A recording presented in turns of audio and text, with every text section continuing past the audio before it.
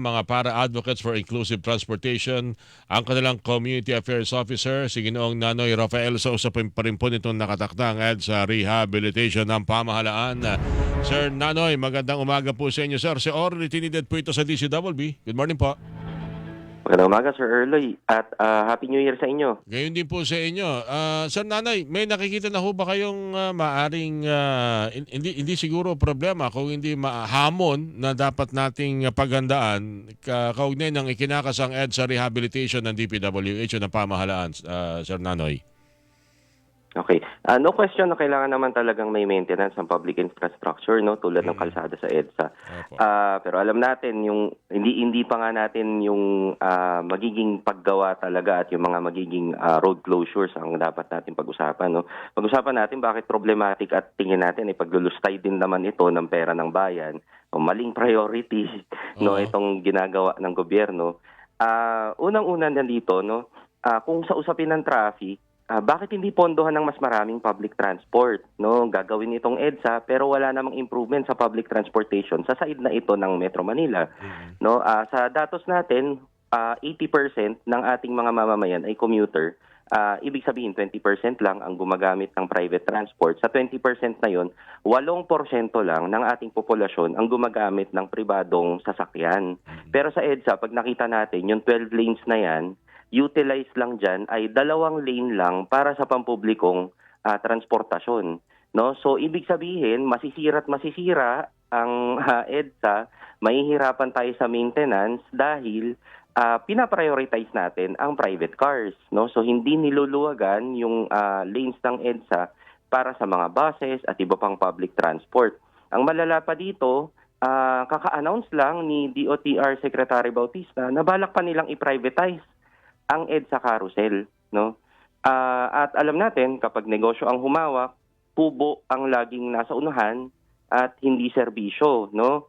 So yung gobyerno natin sa ngayon parang nagsisilbi lang siyang negosyante o middleman ng malalaking negosyong lokal at dayuhan, no? Parang naging testing ground yung carousel kung kaya ba nilang kung profitable ba ito, at ngayon ready na silang ibenta doon sa highest bidder, no? Ikalawa, ang tingin natin ay hanggat yung gobyerno natin ay alipin ng foreign interest, traffic pa rin dahil tatambakan pa rin tayo nitong mga dayuhang malalaking korporasyon, automotive corporations ng kotse, no, na siya namang cause kung bakit nasisira yung main thoroughfares tulad ng EDSA, bakit lagi na lang kailangan natin siyang i-maintain at buhusan ng pondo. Familiar ka ba, Orly, dito sa tinatawag nating CARS program, yung Comprehensive Automotive Resurgence Strategy, no, ng gobyerno?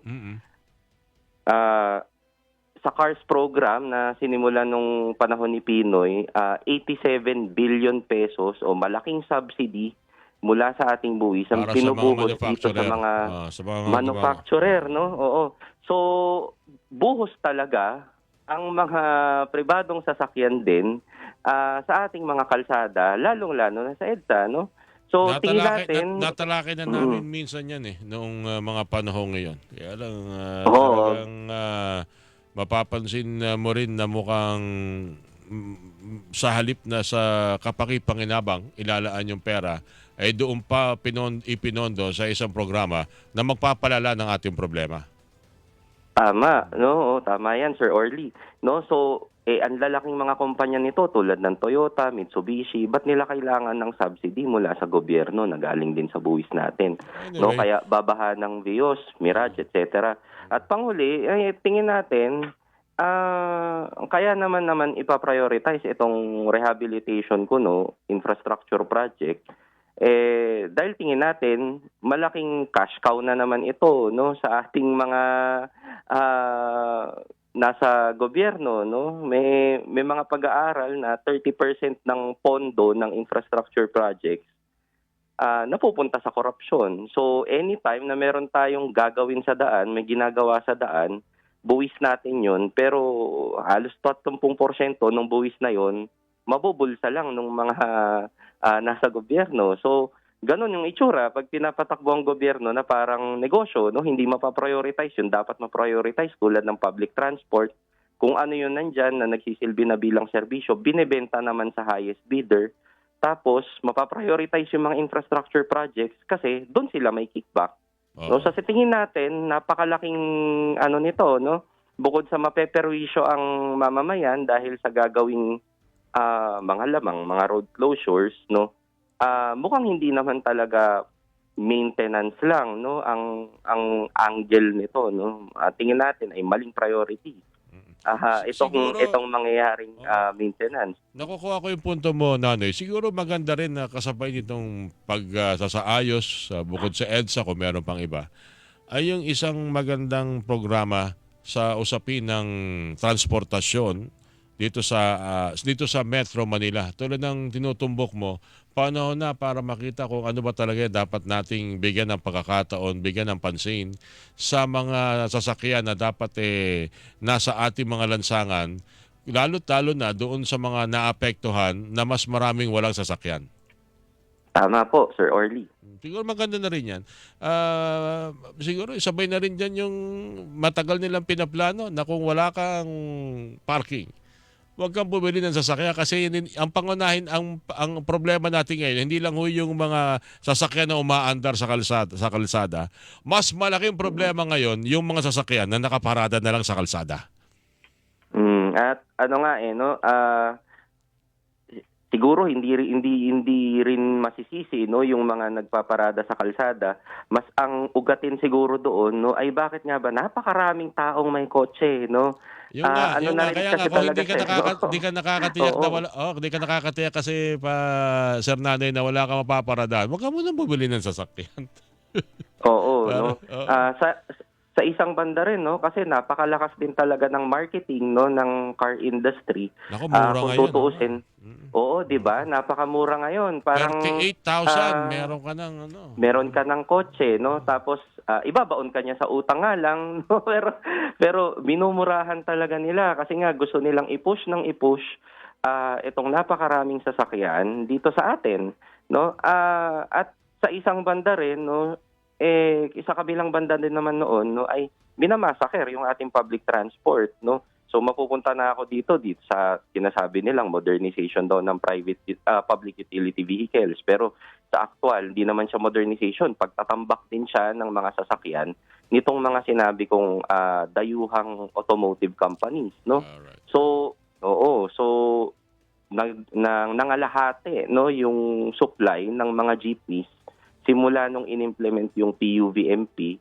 Tas ngayon, napapalitan sila nitong mga galing din dito sa mga malalaking kumpanya tulad ng Toyota, Mitsubishi, Isuzu, no? So pinondohan na nga natin sila ng pagkalaki-laking subsidy galing sa ating buwis para makapagtayo ng pabrika dito risk-free. Ngayon, sure pa ang kanilang market, 'di ba? Dahil persado yung mga operator na bumili ng sasakyan mula sa kanila. Okay. Samantala, wala nagbe-benefit, no? Oo nga. Siguro sa ibang pagkakataon mapag-usapan natin 'yan na problema. Kasi ang inihanda ko talagang paksa yung paghahanda natin sakali matuloy ang EDSA. Pero may punto ka. Walang saysay ang rehabilitation kung hindi malinaw ang programang pang-transportasyon sa ngayon ng pamahalaan dahil lahat ngayon nakafocus ay sa pagsasa pribado. Malaki kung usapin ng middleman, magkano kaya ang cut ng mga nagsasama?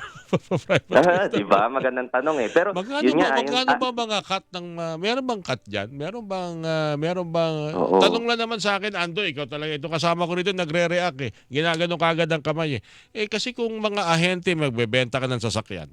Pag nakapagbenta ka may portion ka doon, tama di ba? Nanoy, meron kang porsyento Tama. doon. Paano pa kaya Oo. kung yung tanggapan ng gobyerno na nangangasiwa sa public service ang may pa-privatize? Meron din kaya yan? Yan ang abangan sa aming muling Sir Nane, maraming salamat sa pagkakataon pag-usapan natin. Maraming salamat, Sir Orly. So ulitin po at magandang umaga sa ating mga tagapakinig. Thank you, sir. Si Nane Rafael, Community Affairs Officer para Advocates for Inclusive Transportation. Mga kapuso, ating po nakasama. Buena Manong Balita. Hilingan, walang pinoprotektahan.